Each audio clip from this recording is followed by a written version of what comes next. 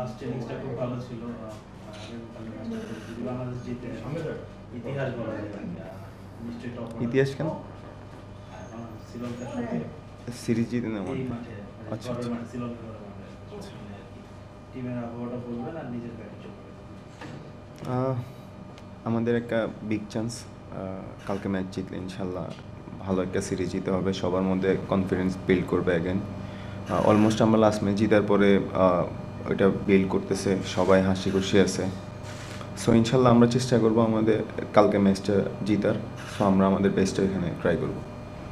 Topper থেকে run আসতেছে last ম্যাচে আপনি ওখান থেকে আমরা একটা কনসার্ন ছিল টপার থেকে রান না আসা, এখন সেটা ঠিক হচ্ছে আর কি মনে হচ্ছে? আলহামদুলিল্লাহ ভালো হচ্ছে। এটা জাস্ট কনসিস্টেন্সি থাকতে হবে, কারণ বড় ম্যাচগুলোতে এই জিনিসটা কনসিস্টেন্সি থাকলে ইনশাল্লাহ ম্যাচগুলো ইজি হবে আমাদের জন্য। একটা কোশ্চেন একটা টাইম করেন, সবাই আছে তো, আর প্লিজ হাতটা রেজ করে এবং এই মাঠে 2012 সাল থেকে বাংলাদেশ টেস্টে টি-20 লিগ শুরু হয়েছে, তারপরে একটা ওয়ানডেও জিতেছে 13 সালে, যদিও 23 সালের ওয়ানডে ভালো হয়নি। তবে বাংলাদেশ যেটা হচ্ছে যে জিতছে ঠিকই, কিন্তু বড় স্কোর করতে পারে না। এই জায়গায় এই মাঠে একটা চ্যালেঞ্জ থাকে, সেই জায়গায় সেই ওভারকাম করা সম্ভব কিনা আগামী কাল, যেহেতু কন্ডিশনটা একটু খারাপ। ইনশাল্লাহ চেষ্টা করব। সিচুয়েশন এখানে কি অ্যাসেস, ফার্স্টে গিয়ে অ্যাসেস করতে হবে কেমন উইকেট ডিমান্ড। সো আমরা ওইভাবেই খেলার চেষ্টা করব আমাদের বেস্টটা দিয়ে। ফার্স্ট ম্যাচের পরে আপনাদের একটা টিম মিটিংয়ে বলা হয়েছিল যে আমি যেমনটা বললেন যে আপনাদের মেসেজ একটাই যে উইকেটে গেলে যেন ইনিংসটা লম্বা হয়।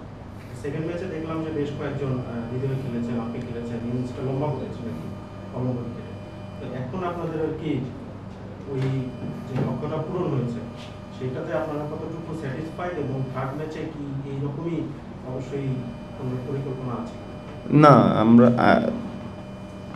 লম্বা করতে পারিনি, যেটা সত্যি আমার মধ্যে আউট হয়ে যাওয়ার পর অনেক গিল্টি ফিল হচ্ছিল। হয়তো বা সেট হয়ে গেছি, উইকেট সুন্দর ছিল, এটা 100 মারা যেত। সো আউট হওয়ার পরে খারাপ লাগছিল, তো দ্বিতীয় ব্যাটটা আনসার্টেন একটা রান আউট হয়ে গেছে। সো আমরা এটাই আসলে আমাদের টিম মিটিংয়ে বলা হচ্ছে, বা সবাই বলতেছে যে আমরা যদি সেট হই তাহলে আমাদের বড় খেলতে হবে।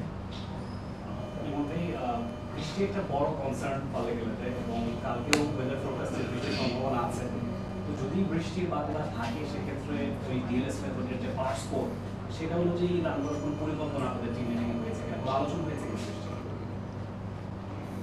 না, এই ব্যাপারে কোনো কিছু এখন যাই না, আমরা নর্মাল ম্যাচের জন্যই আসলে প্রিপেয়ার্ড। এবং ভাই আপনি প্রথম 2 ম্যাচে পজিটিভ ইন্টেন্ট ব্যাটিং করছেন, পুরো দলের সাথে পজিটিভ ইন্টেন্টই ছিল। প্রশ্ন হচ্ছে যে আপনি অ্যাজ এ ব্যাটার কাকে আইডিয়ালাইজ করেন, এবং পরের ম্যাচগুলোতে আসলে ইন্টেন্টটা থাকবে কিনা বলবেন? চেষ্টা করি আসলে সিচুয়েশনটা এখন যেরকম ওইভাবে খেলার, এটাই আসলে চেষ্টা করতেছি যে আমার যেটা ন্যাচারাল ওইভাবে খেলার। আর কাকে আইডিয়ালাইজ করেন?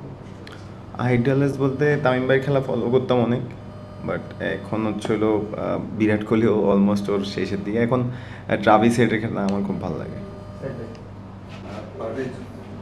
আমাদের স্পিন বোলিং র্যাঙ্কটা অত ওয়ার্ল্ড ফেমাস না, বাট স্টিল দুটো ম্যাচই তারা কনসিস্টেন্সি বোলিং করেছে, এটা কতটা এনকারেজিং আপনার ব্যাটিং ইউনিট জন্য।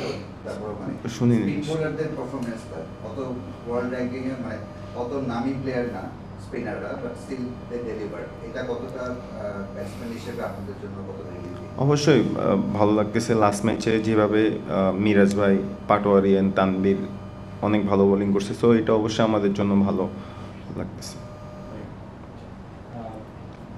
আপনি যদিও এই ভেন্যুতে ইন্টারন্যাশনাল খেলা আপনার হয়নি, কিন্তু এর আগে 23-এর কথা বলছেন যে ওখানে 7 জন ক্রিকেটার আসলে এই দলটাতে স্কোরে আছে। তো যেহেতু এটা তুলনামূলকভাবে মানে ব্যাটিং সহায় উইকেট, তো টার্গেটটা কীরকম থাকে আপনার নিজের এবং দলের, মানে কত রান? ওইভাবে রান টার্গেট নাই, বাট আমি সবার সাথে কথা বলতেছি, মানে যারা যারা খেলছে সবাই বলতেছে উইকেটটা ভালো আছে। সো চেষ্টা করব যদি ইনশাল্লাহ স্টার্টটা পাই ওইটা বড় করার ইনশাল্লাহ। ইমন রাফি যে প্রশ্নটা করেছিল, আমি ওইটার একটা মানে প্রশ্ন করছি, সেটা হচ্ছে এখানে লাস্ট 5টা ম্যাচ যদি দেখি, লাস্টের ম্যাচটা এখানে অ্যাবান্ডন হয়েছে বৃষ্টির কারণে, আর বাইরে মানে এর বাকি যে 4টা ম্যাচ কাটেল ওভারে হয়েছে। সো একটা ডাকওয়ার্থ লুইসের একটা হিসাব নিকাশ চলে আসতে পারে, অর্থাৎ শুরু থেকে মানে হিসাবটা মানে স্কোরবোর্ডের হিসাবটা দেখে দেখে খেলতে হতে পারে। এটা একটু মানে আপনাদের প্ল্যানিং এ থাকবে কিনা বা কিভাবে আসলে এটা ম্যানেজ করবেন? যদি আসে ইনশাল্লাহ তখন ওইভাবে খেলার চেষ্টা করব। হাসানের এগেইনস্টে ব্যাটিং করছেন, তো তাকে কতটা টাফ মনে হয়েছে? প্রথম ম্যাচেও তার বিপক্ষে ব্যাটাররা খুব ভালো ব্যাটিং করে নাই, আর স্পিনার লেগ স্পিনাররা আসলে কতটুকু ইম্পর্টেন্ট? রিশাদকে আমরা 2টা ম্যাচে মিস করছি।